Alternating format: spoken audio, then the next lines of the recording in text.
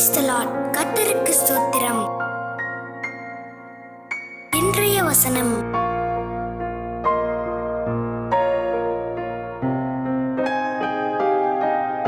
பேதுரு 4:17 முதல் 19 வசனங்கள்.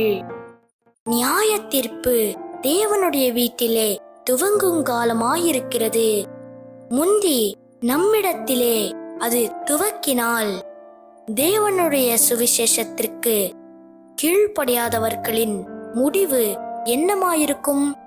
நீதிமானே ரட்சிக்கப்படுவது அரிதானால் பக்தி இல்லாதவனும் பாவியும் எங்கே நிற்பான்?